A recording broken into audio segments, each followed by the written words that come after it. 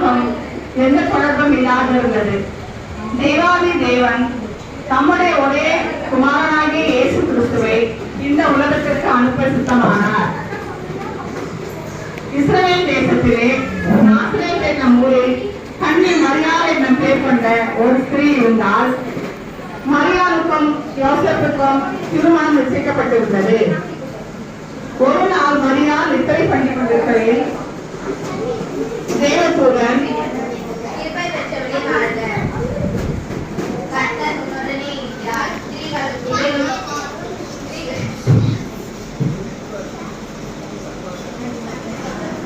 Centre போயிடுமா அம்மா, centre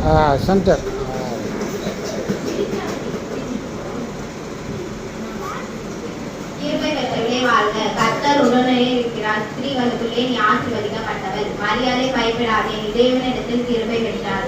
இதோ நீ கர்ப்பவதி ஆகி ஒரு குமாரனை பெறுவாள், அவருக்கு இயேசு என்று பெயரிடுவாயாக. அது எப்படி ஆகும்? நான் புருஷன் அறியேன். பரிசுத்த ஆவி உன்மேல் வரும், உன்னதமானவரின் பலன் உன்மேல் நிழலிடும். உன்னதத்தில் இருந்து சிறப்பும் பரிசுத்தம் உள்ளது, தேவனுடைய குமாரன் எனப்படும்.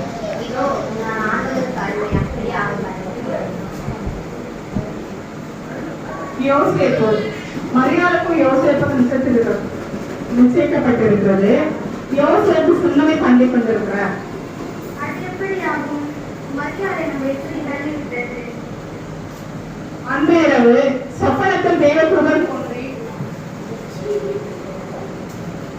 தாவீதின் குமாரனாகிய யோசேப்பே, மரியாதை சேர்த்துக்கொள், ஐயப்படாதே. அவள் வயிற்றில் உற்பத்தி இருக்கிறது, பரிசுத்த ஆவியினால் உண்டானது.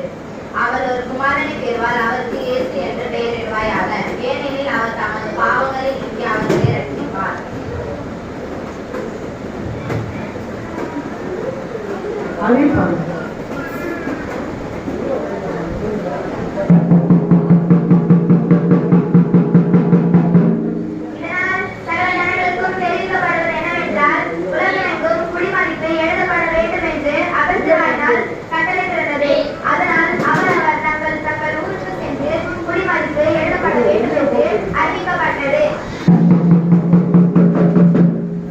யோசேப்பும் மரியாளும் தன் சொந்த ஊராகிய பெத்லகேமுக்கு போனார்கள்.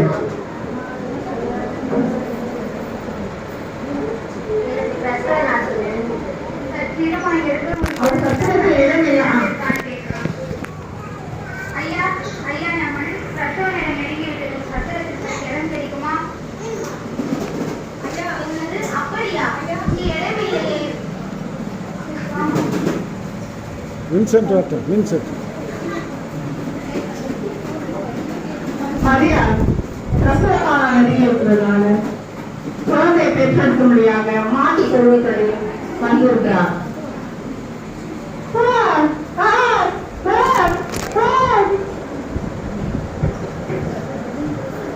அங்கே மேய்ப்பர்கள் தன் மந்தையை காத்துக் கொண்டிருந்தனர். தேவதூதர் தோன்றி,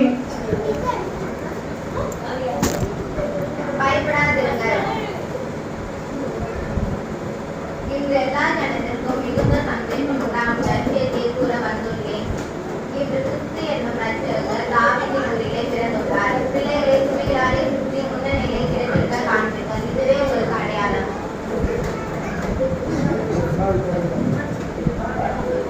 வாங்க நம்ம எல்லாரும் ரட்சியம் பெரிய இயேசு அறிஞரை பார்த்து வருவோம்.